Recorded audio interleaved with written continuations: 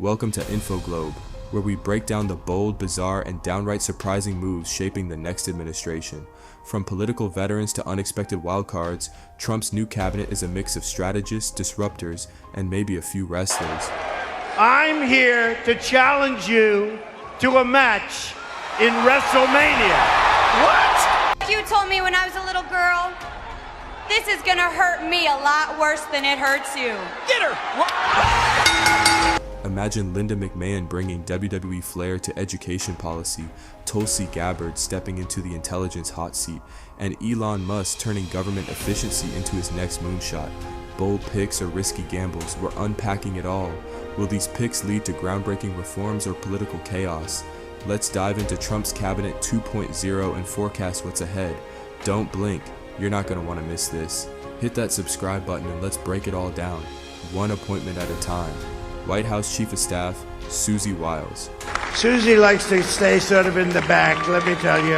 Let's take a closer look at Susie Wiles. She's no stranger to the Trump political machine.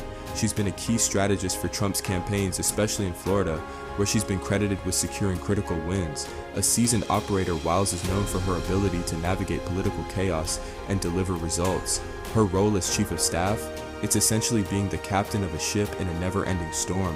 She's got to manage Trump's ambitious agenda, coordinate a diverse team, and maintain order. No easy task with the fast-paced, unpredictable nature of this administration. One thing is certain, if anyone can thrive under pressure, it's Susie. Her deep ties in GOP circles and no-nonsense leadership style might be exactly what this administration needs to keep the wheels turning.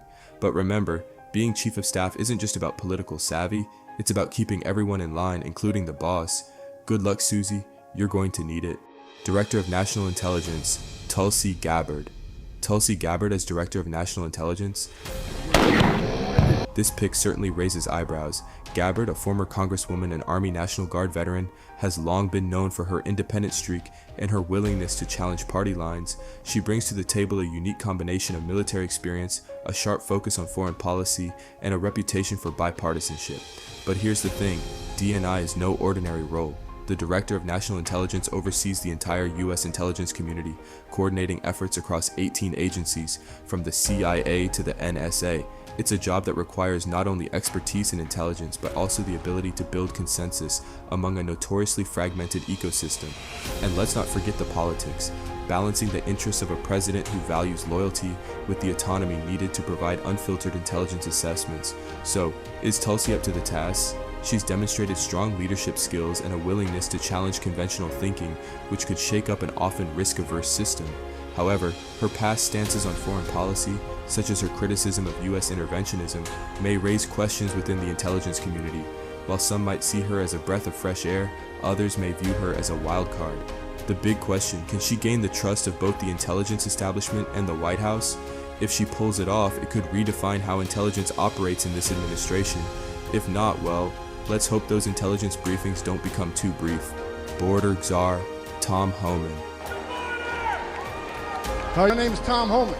I began my career as a Border Patrol agent in 1984. Tom Homan is the Border Czar, a title that sounds straight out of a dystopian thriller. But who better for the job than the former acting director of Immigration and Customs Enforcement, ICE? After 34 years, I became the first director of Immigration and Customs Enforcement, ICE, that actually came up through the ranks. I've worked for 6 presidents, starting with Ronald Reagan. Homan's a hardliner, known for his unwavering stance on border security and immigration enforcement. He's been a vocal advocate for stricter border policies, and he's never been shy about his opinions, whether on the news or in congressional hearings. Here's the deal. As Border Czar, Homan's role is to oversee and coordinate everything related to the border, from security measures to immigration enforcement. And let's be clear, this isn't just about building walls or deploying agents, it's about managing a deeply complex humanitarian, economic, and political challenge. But here's where it gets tricky. Homan's tough on immigration rhetoric has made him a polarizing figure. Supporters see him as the right man to tackle border chaos with an iron fist. Critics worry his approach lacks the nuance needed for addressing asylum seekers and humanitarian concerns. Can Homan balance enforcement with compassion? Illegal entries in the United States, you want to know how these issues? Because you have failed to secure the border. You have failed to work with this president to close the 3 loopholes we've asked for 2 years to close. So if you want to know why this issue exists, you need to look in the mirror. You have failed American people for not securing the border and closing loopholes. Mr. Homan, the I gentleman. respect the chair's authority, but the chair... Mr. Homan! You work for me. I'm a taxpayer. I'm a taxpayer. You work for me. Because at the end of the day, it's not just about stopping people, it's about creating sustainable solutions that address the root causes of migration. And Tom, remember, this isn't Game of Thrones. A border is not a battle line. It's a place where policy, humanity, and law converge. If he can thread that needle, he could redefine how the US handles its borders. If not, well, winter might not be coming, but protests definitely are. Defense Secretary Pete Hegseth as Secretary of Defense. Now this is a pick that's sure to spark some heated debate. Hegseth, a former Army National Guard officer and Fox News commentator, is no stranger to military matters or controversy. He's known for being a passionate advocate for veterans, military strength, and a hardline approach to national security. But here's the kicker. While his service background is commendable, he lacks the high-level defense or policymaking experience typically expected of a defense secretary. Let's break it down. As the leader of the Department of Defense, Hegseth will oversee the Pentagon's massive operations, from managing military budgets to advising the president on national security and leading strategic planning for global conflicts. It's a role that requires not just military experience, but also nuanced diplomacy and the ability to navigate complex defense bureaucracy. Critics argue that Hegseth's outspoken, sometimes divisive commentary on Fox News may undermine his ability to build consensus within the military and with allies abroad. But it's not all skepticism. Supporters point to his charisma and deep connection with rank-and-file service members as potential assets. He's been vocal about addressing inefficiencies at the VA and improving military morale, priorities that resonate with many in uniform. However, the question remains, can he pivot from media punditry and frontline advocacy to the delicate art of running the world's most powerful military machine? Is this controversial? Absolutely. Anytime a political commentator steps into such a critical leadership role, it raises concerns about expertise and optics. If Hegseth can channel his passion into effective leadership and rely on experienced advisors, he could surprise us all. But if he struggles to transition from green rooms to war rooms, well, this pick might become one of the most talked about decisions of Trump's cabinet. Secretary of Education Linda McMahon. You told me when I was a little girl, this is gonna hurt me a lot worse than it hurts you. Get her! Linda McMahon as Secretary of Education, talk about a surprise entry. McMahon is best known as the co-founder of WWE alongside her husband Vince McMahon, where she built a wrestling empire. She's also a seasoned businesswoman and served as head of the Small Business Administration (SBA) under Trump's first administration.